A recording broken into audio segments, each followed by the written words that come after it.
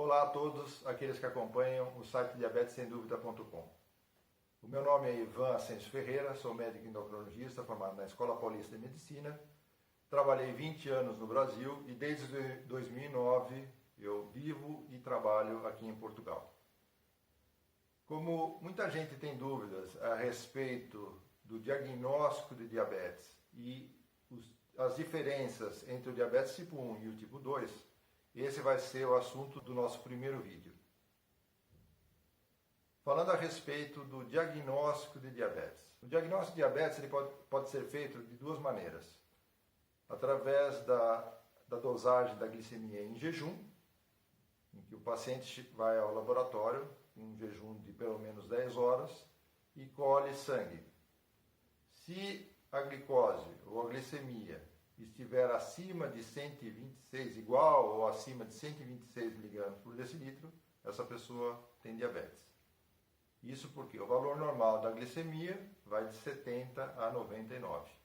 De 100 a 125 seria um pré-diabetes, uma glicemia de jejum alterada, e 126 ou mais já é considerado diabetes. A segunda forma para diagnóstico de diabetes, e que normalmente é solicitada quando a pessoa tem vários testes em que a glicose em jejum está acima de 100, por exemplo, 110, 120, mas não é acima de 126 para poder dar o diagnóstico direto pela glicemia em jejum, é fazer o teste de tolerância oral à glicose. No que consiste esse teste? A pessoa vai novamente em jejum para o laboratório, colhe sangue, aí toma uma bebida com 75 gramas de glicose e colhe sangue 1 hora e 2 horas depois de ter tomado essa bebida açucarada. Se os valores de glicemia estiverem acima de 200, tanto na primeira como na segunda hora, após ter tomado essa solução com glicose, é feito o diagnóstico de diabetes. Então, resumindo, glicemia de jejum acima de 125 ou teste de tolerância oral à glicose com valores acima de 200. Assim se faz o diagnóstico de diabetes. Agora, com relação às diferenças, as principais diferenças, ou as diferenças básicas entre o diabetes tipo 1 e o diabetes tipo 2. Vamos começar pelo diabetes tipo 2, que é o diabetes mais frequente. Mais ou menos 90% a 95% das pessoas que têm diabetes tipo 2. Esse é o diabetes que normalmente tem história familiar, alguém na família tem diabetes, a pessoa é adulta, normalmente com mais de 40 anos, tem excesso de peso ou obesidade, e quando faz um teste de glicose, descobre que a glicose está elevada, naqueles valores que eu tinha acabado de comentar.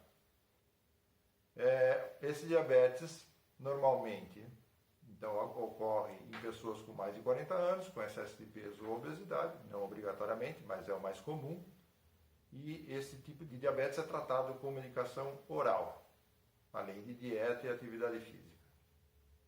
Com o decorrer dos anos, ocorre a necessidade de uma utilização maior de medicação. E muitas vezes o paciente, depois de 10 anos de doença, precisa também de usar insulina. Diabetes tipo 1. O diabetes tipo 1, ele é bastante conhecido, mas não é o mais comum dos tipos de diabetes. Pelo contrário, ele é bem mais raro do que o diabetes tipo 2. Mais ou menos 1% dos pacientes que têm diabetes tipo 1. Ele ocorre normalmente em crianças e adolescentes, apesar que podem surgir casos em adultos, tá, com mais de 20, 30 anos. E, ao contrário do diabetes tipo 2, ele é controlado apenas com o uso de insulina, porque medicação oral não funciona. Por quê? Porque no caso do diabetes tipo 1, a falta de insulina é muito grande. E normalmente existe um fator de autoimunidade como causa do diabetes. Ou seja, uma predisposição genética e uma infecção viral, por exemplo, desencadeiam a produção de anticorpos contra as células pancreáticas que produzem insulina e contra a insulina. Então a falta de insulina é praticamente total. Então, logo desde o início do tratamento, do diagnóstico, o paciente tem que usar insulina para conseguir o controle do diabetes. Além de que precisa também de fazer dieta e atividade física. Bom, esses eram os assuntos programados para esse primeiro vídeo. E nos próximos vídeos nós falaremos em detalhes sobre cada tipo de diabetes, o tratamento, as medicações, as diferenças entre essas medicações, as insulinas, os tipos diferentes de insulina e a qual a aplicação delas. Além disso, tentaremos elaborar vídeos baseados nas perguntas, nas dúvidas que vocês enviam para o site, para que as pessoas tenham suas dúvidas esclarecidas e que isso possa ajudá-las no dia a dia com relação aos problemas relacionados à diabetes. Por hoje é só.